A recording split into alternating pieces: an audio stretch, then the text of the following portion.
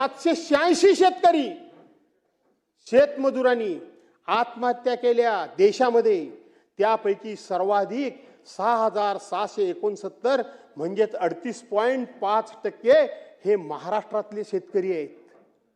सरकार हे महाराष्ट्रातले शेतकरी आहेत। कर्नाटक मधले 22.5% आहेत आणि त्यानंतर तामिळनाडू वगैरे। महाराष्ट्रात सर्वाधिक 6,669 शेतकरी आत्महत्येची नोंद झाली असून 4,150 शेतकरी आणि 2,519 मजुरांनी आत्महत्या केली, ज्याच्यामध्ये 250 महिला आहेत। 250 महिला आहेत। महाराष्ट्राचा नंबर 1 ला लागतो। नंतर कर्नाटक, आंध्र प्रदेश, मध्य प्रदेश, तामिळनाडूमध्ये त्यानंतरच्या आत्महत्या झालेल्या आहेत। पण या देशामध्ये काही राज्य अशी आहेत की एकही शेतकरी आत्महत्या करत नाही। अशी देखील काही या ठिकाणी मग पश्चिम बंगाल आहे, ज्या बंगालबद्दल सकाळ संध्याकाळ आम्ही रान उठवत असतो, त्या पश्चिम बंगालमध्ये एकही आत्महत्या होत नाही। ओरिसामध्ये होत नाही, झारखंडमध्ये होत नाही, हिमाचल प्रदेशमध्ये होत नाही, अरुणाचल प्रदेशमध्ये होत नाही आणि आपल्या शेजारचं राज्य गोवा, मणिपूर, मिझोराम, नागालँड, त्रिपुरा, चंदीगड, दिल्ली, लक्षद्वीप या राज्याची एकही शेतकऱ्यांना आत्महत्या केल्याची नोंद नाही। एकही आत्महत्या केल्याची नोंद नाही।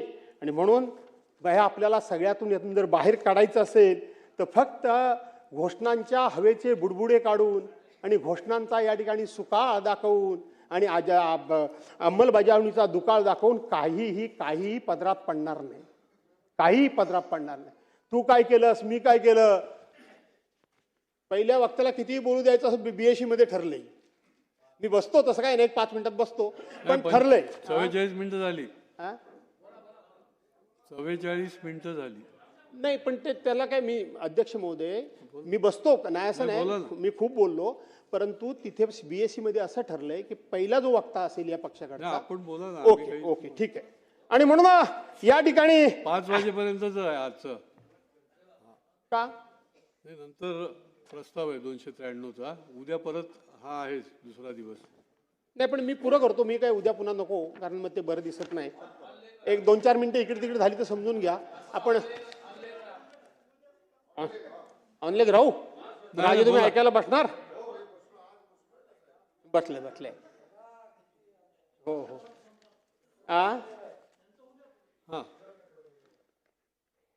आणि म्हणून शेतकऱ्यांचं आत्महत्येचं प्रमाण किती मोठ्या प्रमाणात आहे याचा विचार आपण करण्याची गरज आहे। आपण काय सांगत होतो, तुझ्या काळात किती झालं, माझ्या काळात किती झालं, ह्याच्या काळात किती झालं, त्याच्या काळात किती झालं, हे असं एकमेकाकडे त्याच्या काळात झालं म्हणून माझ्या काळात झालंच पाहिजे का? त्याच्या कारकिर्दीत एखादी गोष्ट चुकीची झाली ती योग्य होती का असं जर आपण म्हणणार असू तर माझ्या कारकिर्दीमध्ये व्हायला पाहिजे, पण ते चुकीचं होतं आणि माझ्या कारकिर्दीत जे घडतंय ते योग्य होतं असं म्हणून यातून मार्ग निघणार नाही। यातून मार्ग निघणार नाही। आणि म्हणून यातून जर मार्ग काढायचा असेल तर मला असं वाटतं की सरकारनं मदत तर करायला पाहिजे। सरकार मदत तर करतंय, पण मला असं वाटतं आता कुठेतरी इथं समाज प्रबोधनाची गरज आहे। समाज प्रबोधनाची गरज आहे। मदत तर करूच, पण मदत करत असताना सुद्धा जगामध्ये अशा कितीतरी घटना घडतायत, कितीतरी अशी लोक आहेत, कितीतरी अशी माणसं आहेत, व्यवसाय करणारे लोक असतील, ट्रक व्यवसाय करणारे लोक असतील, गाडी चालवणारा ड्रायव्हर असेल, गाडीवर काम करणारा क्लीनर असेल, शाळेमध्ये शिकवणारा मास्तराबरोबर शिपाई असेल, हे लोकांच्यावर संकट नाही आहेत का?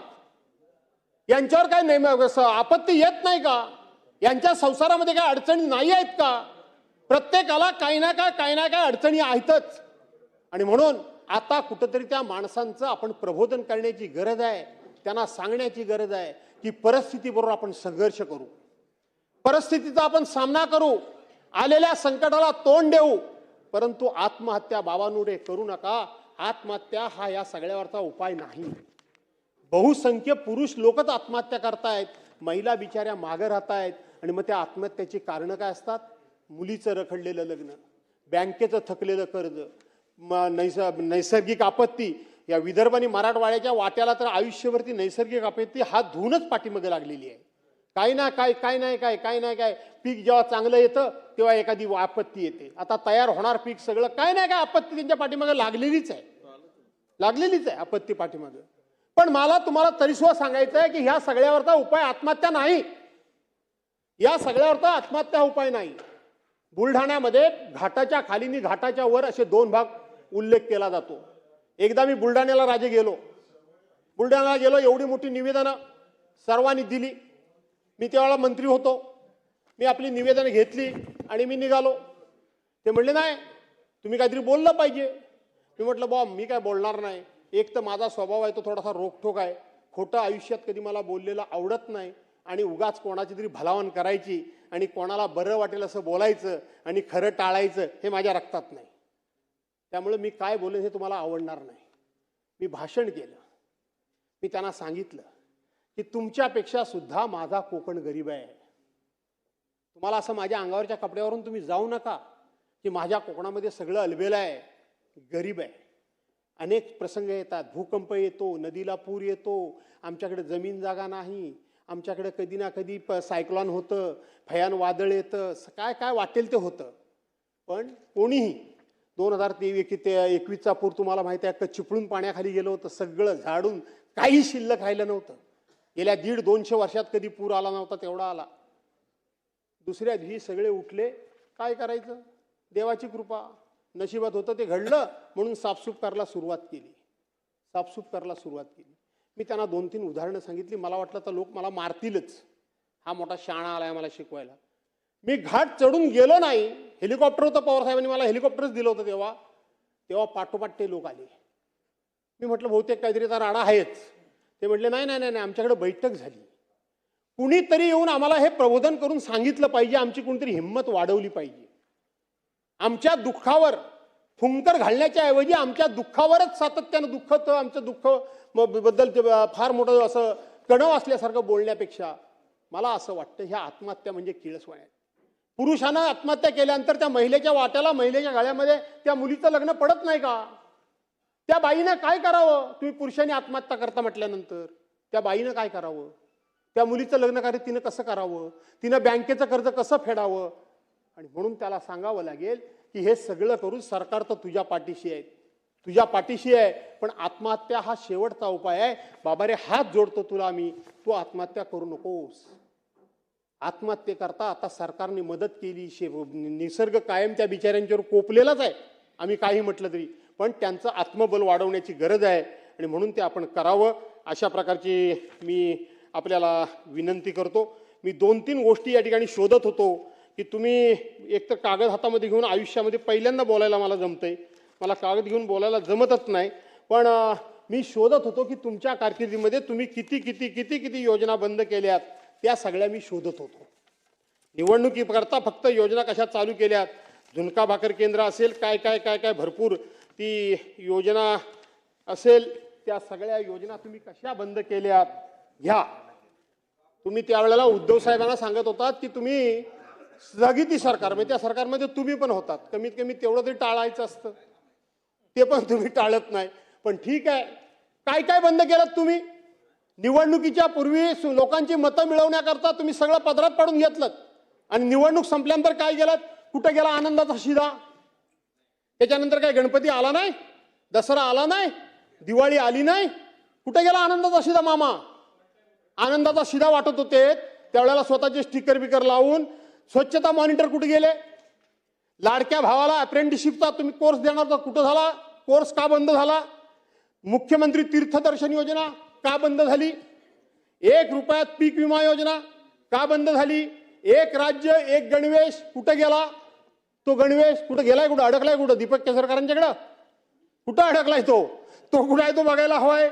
योजना दूत, तुम्ही योजना दूत तयार केलेत, ती योजना कुठे गेली? नमो कामगार कल्याण योजना बंद करून टाकलीत. नमो करून मोदी साहेबांच्या नावाचा उपयोग फक्त मतं मिळवण्याकरता केलीत, आता ती बाजूला टाकलेत मोदी साहेबांना. नमो शेततळे अभियान योजना कुठे गेली ती योजना? नमो शेततळे योजना, नमो गरीब मागासवर्गीय सन्मान योजना. नमो का नको, आता काय म्हणायची वेळ आली. नमो गरीब मागासवर्गीय सन्मान योजना, नमो ग्राम सचिवालय योजना, नमो आदिवासी स्मार्ट शाळा योजना, नमो दिव्यांग शक्ती योजना, नमो तीर्थस्थळ व गडकिल्ले संवर्धन योजना कुठे आहेत? मला वाटलं दादा काय मला थांबवतात की काय? नाही, या नको, हे कुठे गेल्या ह्या योजना? या सगळ्या निवडणुकीकरता लोकांच्या समोर फंडे आणलेत, लोकांच्या भावनेनं हात घातलं, महिलांना सांगितलं 2100 रुपये देईन. अध्यक्ष महोदय, मी जबाबदारीनं सांगतो, आज राज्याच्या डोकीवर 9,32,000 कोटी रुपये कर्ज आहे. किती आहे? तुम्ही सगळे लबाड आहात. तुम्ही आमच्या बहिणींच्या नावाने खापर बोडताय. बाकीच्यांची काय मतं असतील मला माहित नाही, पण माझं पहिल्या दिवसापासूनचं ठाम मत आहे की हा डोक्यावर कर्जाचा डोंगर झालाय, ह्या आमच्या लाडक्या बहिणींच्या मुळे नाही. लाडक्या बहिणींच्या मुळे नाही. आठवण करा, आज कैलासवासी दादा इथं हजर नाहीत. निवडणुकीच्या पूर्वी सप्लिमेंटरी बजेटमध्ये आपण 46,000 कोटी रुपयाची तरतूद केलेली होती. 46,000 कोटी रुपयाची सरकारने तरतूद केली होती. आज 46,000 कोटी रुपये तुम्हाला लागत नाहीयेत. 32 की 33,000 कोटी रुपये फक्त लागतायत. 2,53,00,000 महिलांना 1,500 रुपयाप्रमाणात तुम्ही त्या ठिकाणी निवडणुकीच्या अगोदर 1500 रुपये लाडक्या बहिणीच्या खात्यामध्ये टाकलेत. कुणी न मागता जबरदस्तीने टाकलेत. आज त्यातला आकडा थोडाफार मागं पुढे होत असेल राजे, पण 57 लाख महिलांना तुम्ही वेगवेगळी कारणं सांगून कमी केलं. 57 लाख महिलांना तुम्ही त्या योजनेपासून आता बाजूला केलं. कसा वाढतो आकडा तुमचा? 46,000 कोटी रुपये 2,53,00,000 महिलांकरता लागत होते. आज 57 लाख महिला कमी झाल्या. कसा लागतात एवढे तुम्हाला पैसे? फसवताय तुम्ही. तुमचा भ्रष्टाचार एवढा आहे. एका एका कामामध्ये टक्केवाऱ्या तुमच्या एवढ्या आहेत. काय झालं घोडबंदरच्या रस्त्याचं? सुप्रीम कोर्टाने तुमच्या कानपडात मारली. 6,200 कोटी रुपयाचं टेंडर तुम्ही काढलं. सुप्रीम कोर्टापर्यंत विषय गेला, डिटेल्स मी सांगत नाही. आणि तोच रस्ता 6,200 कोटी रुपयाचा रस्ता सुप्रीम कोर्टाने त्या ठिकाणी त्याचं इस्टिमेट वगैरे केलं. त्यावेळेला 3,000 कोटी रुपयाचा रस्ता झाला. ते एका योजनेमध्ये 3,200 कोटी रुपये तुम्ही भ्रष्टाचार केलात. एका योजनेमध्ये अशा 1760 योजना तुम्ही त्या ठिकाणी केल्यात. अनेक प्रकारची टेंडर्स ही आता फक्त मंत्रालयातून निघतायत. माझ्या आयुष्यामध्ये मी कधीच कोणावर भ्रष्टाचाराचा आरोप केला नाही. मी धोरणावर बोलतो, मी योजनेवर बोलतो. पण आता तुम्ही त्या आमच्या बहिणींच्या नावाने खापर फोडत असाल तर आमच्यासारख्याला बोलावं लागणार आहे. अजिबात या लाडक्या बहिणींमुळे तुमचं सरकार अडचणीत नाही. तुम्हाला हळूहळू या बहिणींमुळे सरकार अडचणीत आहे. बहिणींमुळे सरकार त्या ठिकाणी कर्जबाजारी झाले म्हणून तुम्हाला योजना बंद करायची आहे. नाही, आजच्या दिवशी तर मी सांगेन, तुम्ही निवडणुकीच्या पूर्वी बोलला होतात 1500च्या ऐवजी 2100 देईन. उद्याच्या अर्थसंकल्पामध्ये अजून तो प्रिंट झालेला नाही. अर्थसंकल्प तो कधी होतो तो मला चांगला माहिती आहे. अजून झालेला नाही मामा. अरे कसा होईल मला माहिती नाही तो कधी होतो तो. आणि म्हणून आता 2100 रुपये द्या. 2100 रुपये. तुम्हीच बोलला होतात शेतकऱ्यांची कर्जमाफी. तुम्हीच बोलला होतात. कुठला काढला जून महिना शोधून? जून महिन्याला कुठला मुहूर्त येणार आहे? उद्धव बाळासाहेब ठाकरेंना तुम्ही वाटेल त्या पद्धतीने दोष द्या. माझं काही म्हणायचं नाही मला. परंतु कोरोनाच्या कालावधीमध्ये त्या काम केलेल्या माणसानं शेवटी तुम्हाला त्याची जाणीव नसली किंवा आठवण राहिली नसली तरी महाराष्ट्राच्या ते मनामध्ये आहे. पण 2 लाख रुपयाचं